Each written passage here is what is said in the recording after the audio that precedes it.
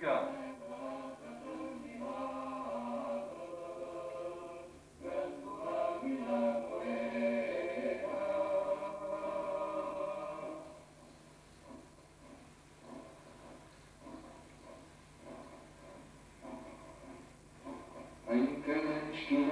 Le 25 avril 1974, un coup d'État militaire, rassemblant une fraction de la bourgeoisie, consciente de l'isolement portugais, et des éléments progressistes, radicalisés par les guerres coloniales, mettait fin à une dictature vieille de 48 ans.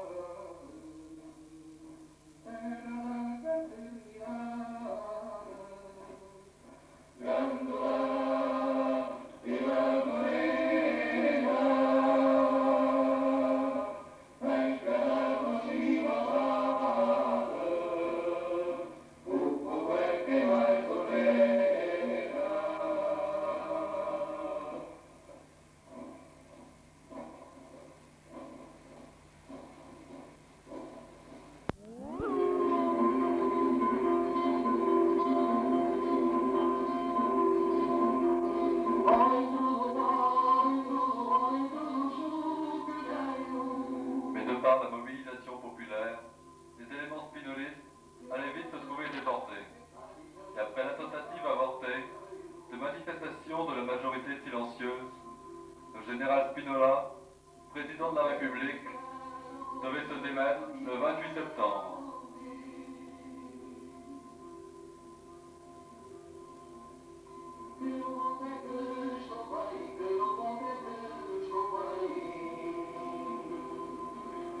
Une seconde tentative réactionnaire devait échouer le 11 mars et permettre au contraire une nouvelle avancée du processus révolutionnaire. Les élections promises dès le départ par les militaires étaient malgré tout maintenues et fixées au 25 avril 1975.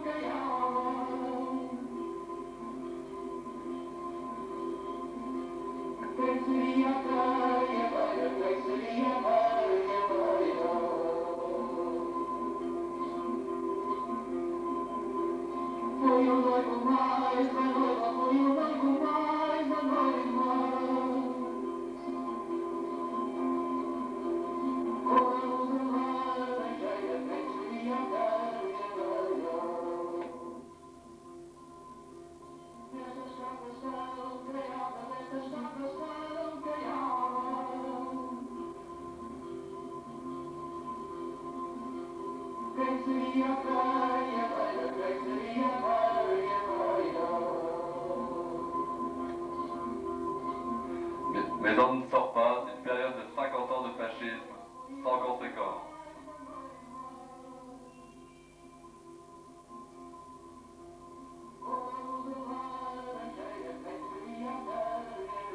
Ainsi à Fatima, voici ce que l'on peut encore lire sur les dépliants touristiques.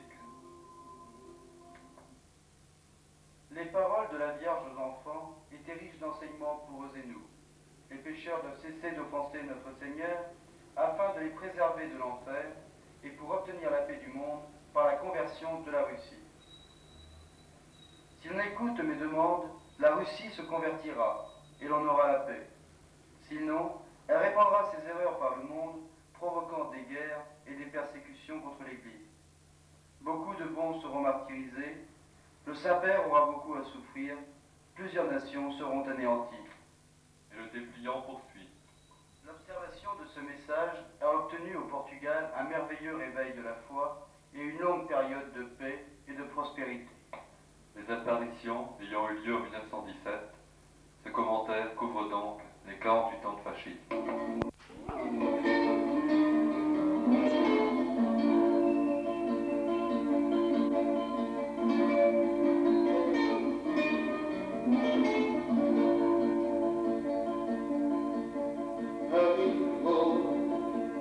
Ce dont il faut bien prendre conscience, en pénétrant au Portugal, c'est que le Tage sépare ce pays en deux mondes complètement différents.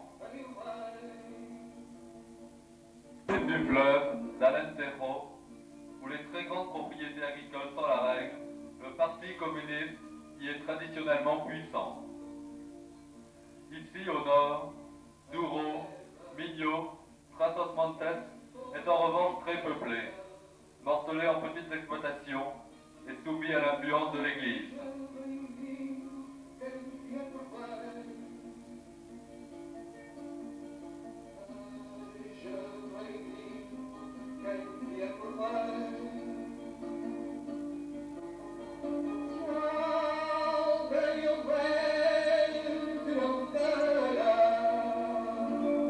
Le 25 avril n'a donc pas provoqué de bouleversement immédiat.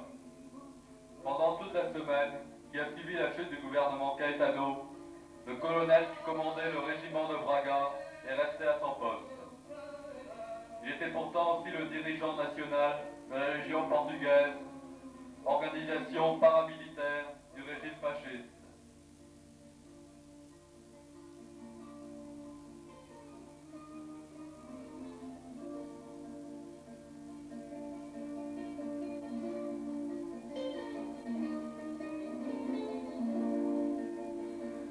Le Parti communiste portugais a rarement pu mener une véritable campagne électorale dans ces régions où les caciques et les curés de village font encore carrément la loi.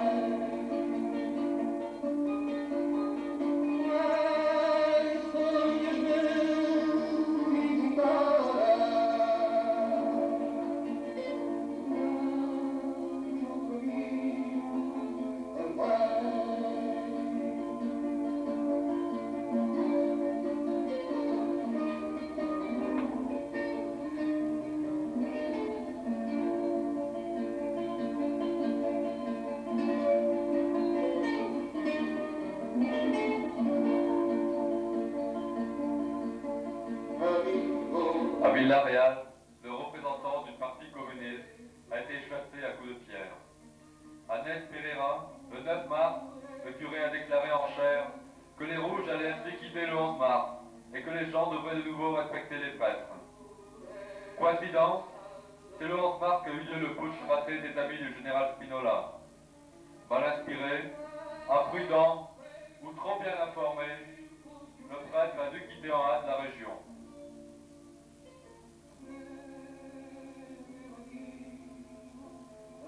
L'archevêque de Braga lui-même ne se gêne guère pour clamer à tout vent son aversion pour les partis marxistes assimilés à l'antéchrist.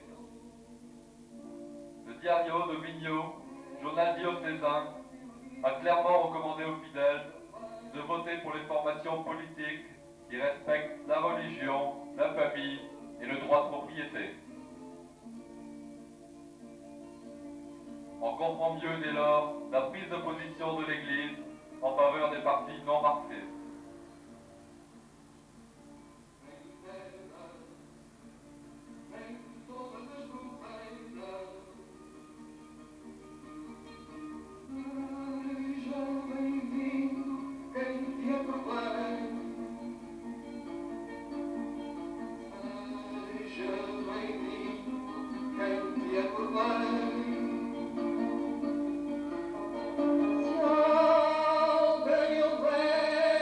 Cette image, comment ne pas sourire à cette déclaration de Jean-François Revel, journaliste à l'Express. Il faut dénoncer la légende du Portugal, pays du tiers-monde.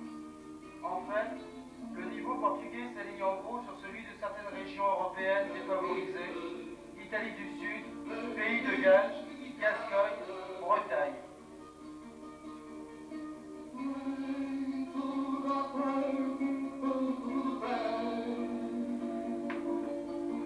Or, sur les 800 000 exploitations du Portugal, 650 000 ont moins de 5 hectares. Au nord, il existe des mini-fundias dont la superficie est insatisfaisante d'une part pour introduire la mécanisation et d'autre part pour faire vivre une famille de façon convenable.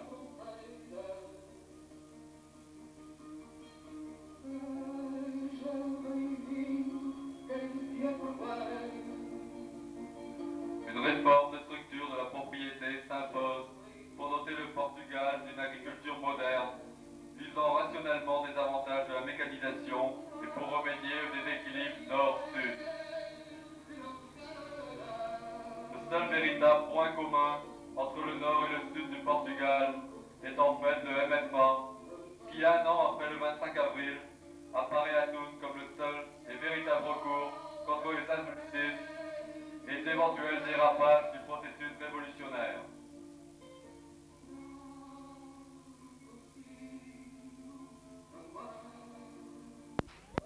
Pour lutter contre 50 ans d'obscurantisme, le MFA, mouvement des forces armées, développe des campagnes de dynamisation culturelle et d'éclaircissement civique. Les campagnes ont pour but de faire connaître aux gens de l'intérieur ce que fut le 25 avril et de développer une culture populaire non élitiste en réorganisant les associations culturelles qui ont été fermées par le gouvernement fasciste.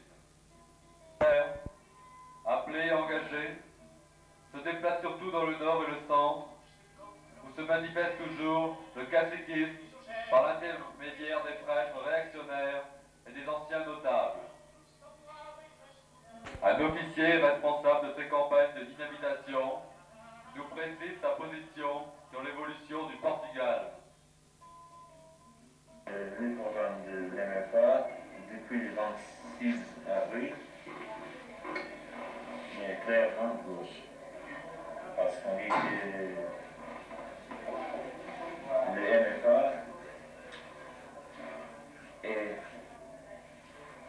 né pour aider les classes moins favorisées et non monopolistes. Le process a été un peu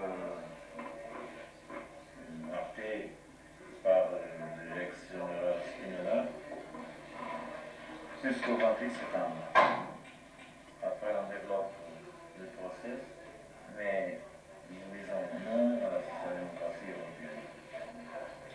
Parce que c'est une fuite au socialisme pour le capitalisme. Et dans un pays où les structures sont surtout capitalistes, on ne peut pas avoir un système social-démocrate. C'était un coup facile aux fascistes. Maintenant, nous faisons du service civique, l'action civique. On met les soldats à travailler à côté des paysans, en ouvrant des routes, l'électrification, etc. Dans des villages où nous avons déjà passé, on a la conscience maintenant dans l'armée que les vigiles ont été achetés avec l'argent des paysans. Notre mouvement est fait avec la population. On ne veut pas toucher le peuple ou se mettre dans une position d'éloignement du peuple. Ces élections vont donner une photographie politique du pays. Dans le même temps qu'elles sont un exercice de pédagogie pour le peuple, pour apprendre à voter. Elles ne sont pas tellement importantes comme les partis politiques veulent qu'elles soient. Ce sont des élections pour faire une constitution. Alors, le MFA ira surveiller cette constitution pour ne pas perdre les conquêtes démocratiques qu'on a déjà eues. Pourtant, elles ne sont pas tellement importantes. On ne peut pas admettre un parti politique qui va contre les programmes du MFA, ça veut dire contre le peuple. Dès que l'on prend pilotage, la politique est partout présente.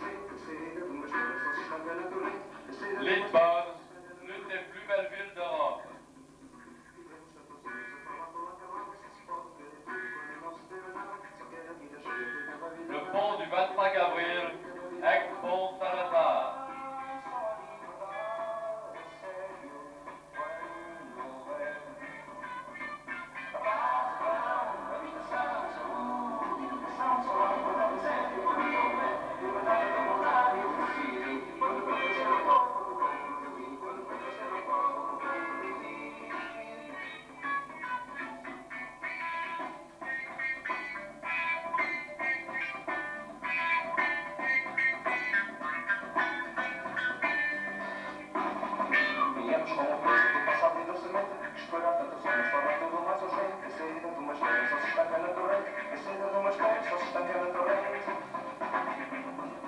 Vivemos tantos anos a falar para lá acabar, só se pode querer tudo quando não se teve nada. Só quer a vida cheia, que quer a vida parada. Só quer a vida cheia, que quer a vida parada. Só a liberdade é sério quando houver a paz, não, a habitação, saúde, educação. Só a liberdade é sério quando houver liberdade de mudar e de decidir. Quando conhecer ao povo, o povo progrediu. Quando conhecer ao povo, o povo progrediu.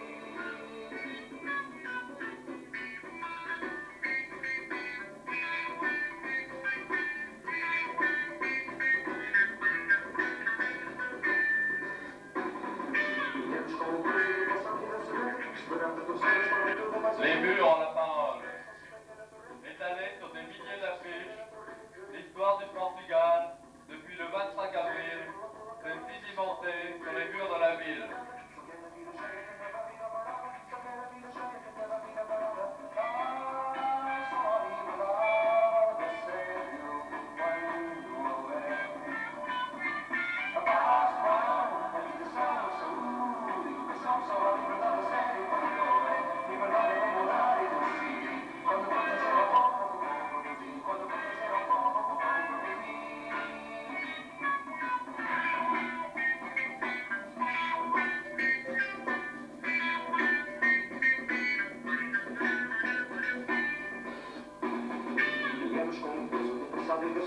Explorando os sonhos, sobra tudo mais urgente. A saída de uma espera só se estanca na torrente. A saída de uma espera só se estanca na torrente. Pour se procurer des locaux, les partis politiques ont dû s'installer dans des maisons inoccupées.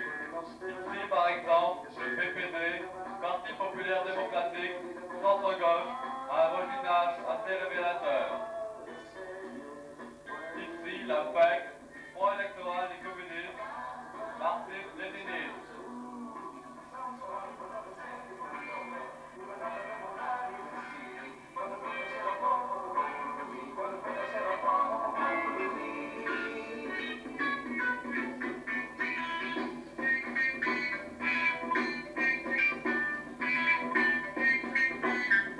Une des plus belles villes d'Europe, mais encore embellie, car exorcisée ou possédée par la politique.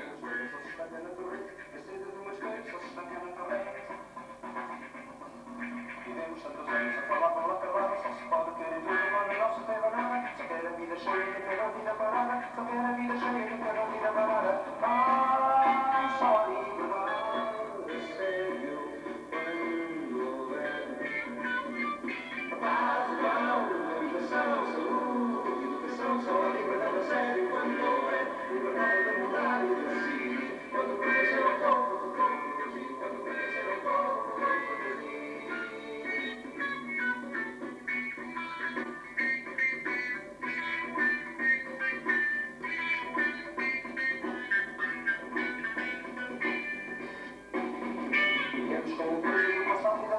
Esperando que os anos formem tudo mais urgente. A saída de uma espera só se estanca na torrente. A saída de uma espera só se estanca na torrente.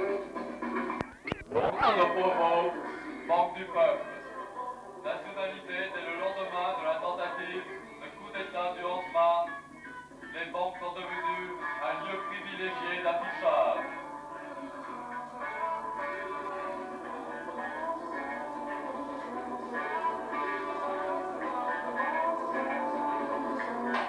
Les travailleurs assurent la défense et le contrôle des biens à la garde de cette banque.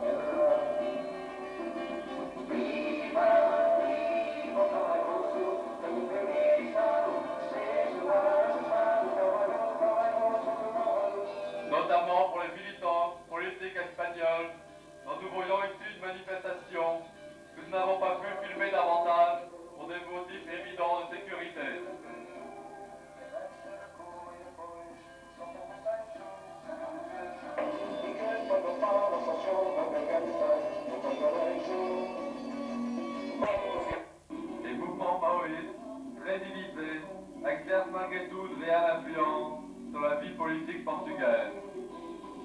Ici, au Palais des Sports de Lisbonne, des assistants nombreux participent au meeting de l'UDP, Union démocratique populaire.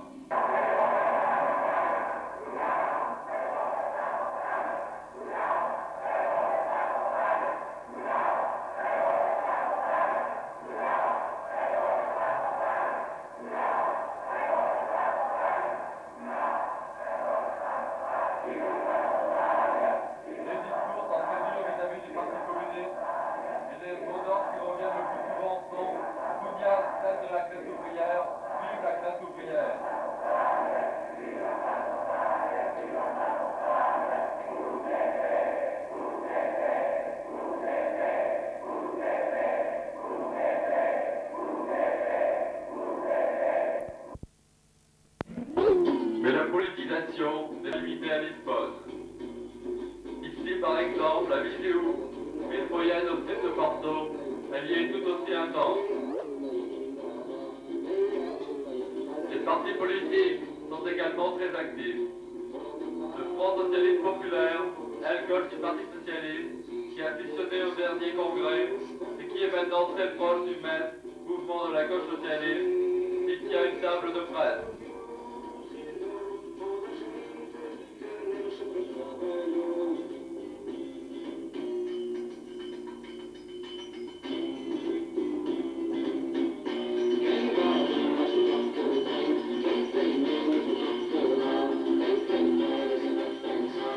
Des festivités nombreuses ont été organisées en l'honneur du mouvement des forces armées qui termine sa session de dynamisation culturelle dans le district.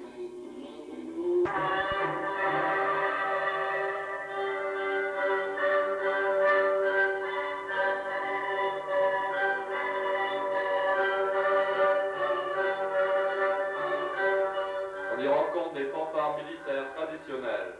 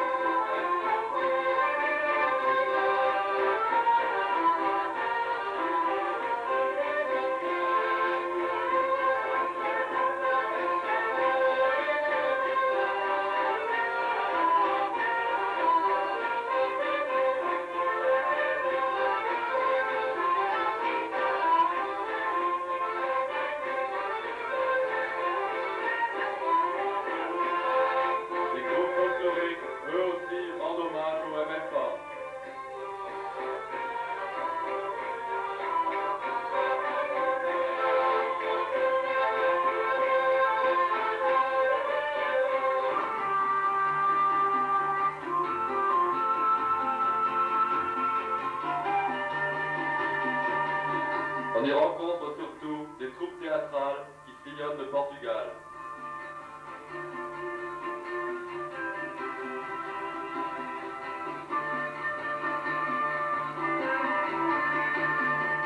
La pièce de Pablo Neruda, jouée ici, montre bien que le drame chilien est vécu par tous les Portugais.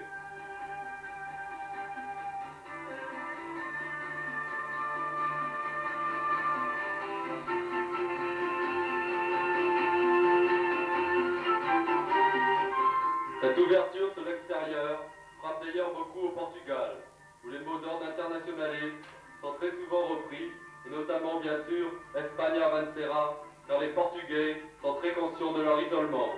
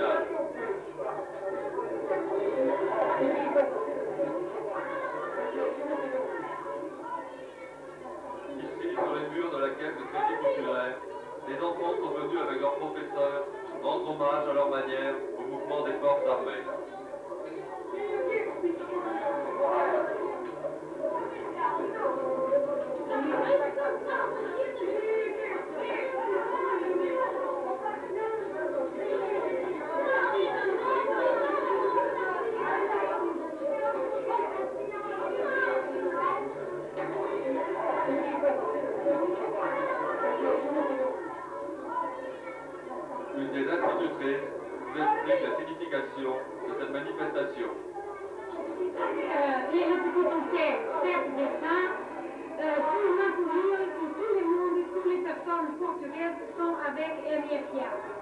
C'est aujourd'hui le dernier jour que les militaires ont fait par tous les petits villages de Portugal. On dit à toutes les personnes qu'est-ce que c'est la défense de la peine, qu'est-ce que c'est une révolution.